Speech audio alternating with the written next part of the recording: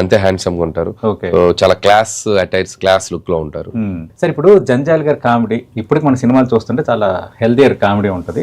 తర్వాత ఈవీవి గారి కామెడీ కొన్ని ఒక రెండు సందర్భాలు శృతి మించిన, బట్ కామెడీ జానర్స్ జంపలగడ పంపు నుంచి ఆ తర్వాత ప్రతి సినిమాలో ఆ కామెడీ ట్రాక్స్ అవన్నీ మనల్ని బాగా, తర్వాత మీకు అది వచ్చింది ఇండస్ట్రీలో.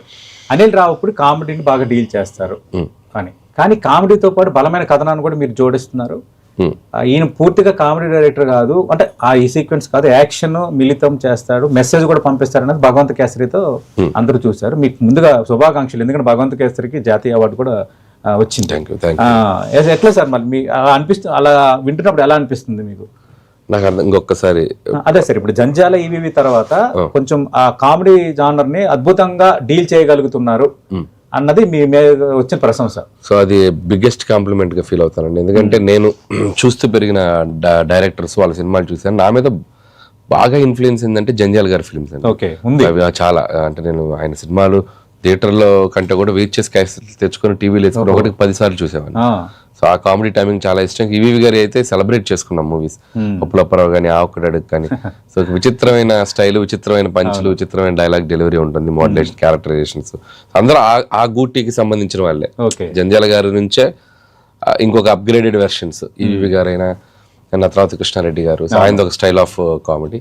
సో ఖచ్చితంగా వీళ్ళ ప్రభావం ఉంటుందండి, వాళ్ళ ఇన్స్పిరేషన్ ఉంటుంది.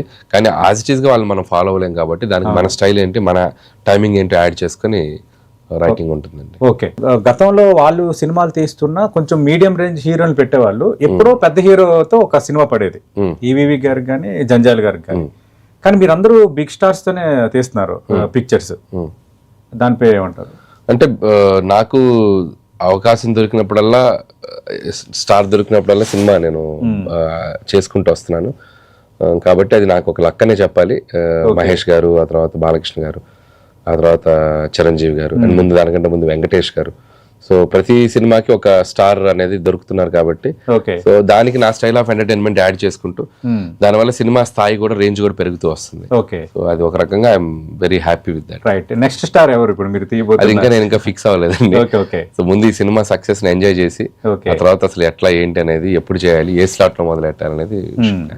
అంటే చాలా మంది డైరెక్టర్స్ ఒక బిగ్ హిట్ వచ్చిన తర్వాత జూనియర్ ఎన్టీఆర్, ప్రభాస్, రామ్ చరణ్ ఈ మోడల్ కి కనెక్ట్ అయిపోతున్నారు. కానీ మీరు సీనియర్స్ తో ప్రయాణం చేస్తున్నారు, దీనికి ఏమైనా ఉందా? అంటే నాకు లాజిక్ ఏం లేదండి. అంటే మనకి నేను గ్యాప్ లేకుండా సినిమాలు చేసుకుంటూ వెళ్తున్నాను. అవును. సో సీనియర్ హీరోలు అందరూ సంవత్సరానికి 2-3 సినిమాలు ప్లాన్ చేసుకుంటూ వస్తున్నారు.